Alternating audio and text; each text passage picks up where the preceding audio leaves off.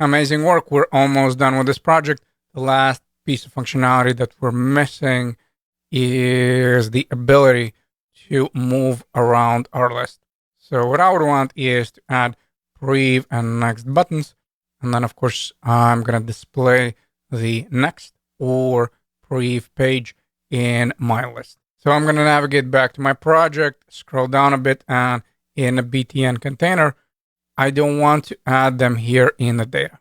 I would want to add it before and after. So we'll start with prev button. So we just hard code the button. We'll add a class name, and the class name will be prev btn. And then as far as the value, we're just going to go with prev. Now, eventually, there's going to be a function that we invoke on click, and the name will be prev page. And of course, I just need to grab the button that I just created and then scroll past the data and copy and paste. And now, of course, we're looking for the values of next, and this is going to be next button. As far as the class and function also will be called next page. We scroll up, and this is going to be very similar to the slider we were setting up, where again, I would want to increase the value by 1 or decrease the value by 1. But then I also would want to check, well, what is the index? Because if the index is bigger than my last index, then of course I would want to go back to 0. And if it's less than 0, then of course I would want to set it up equal to the last index in my array. Otherwise, I can keep on clicking next and prev, and then I'm just going to be showing some gibberish.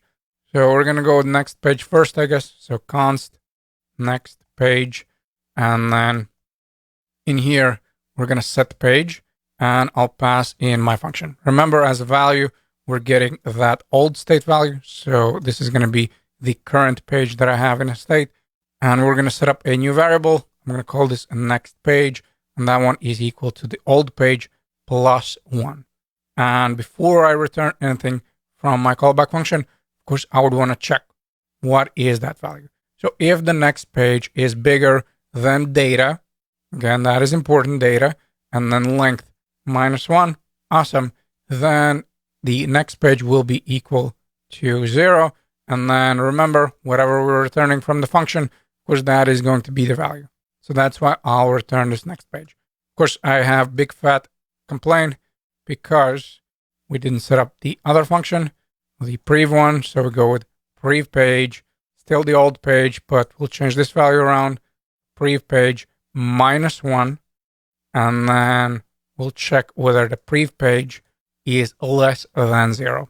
If prev page is less than 0, then of course the value will be equal to the length -1. So the last index of the items. And we're going to go with prev page is equal to data, then length, and then -1. And then, of course, as far as return, we'll go with prev and then page. We set this up, and we should also see the prev and next buttons. So I'm going to go to pagination. These are my pages. I can probably zoom out a little bit just so you can see a bit better.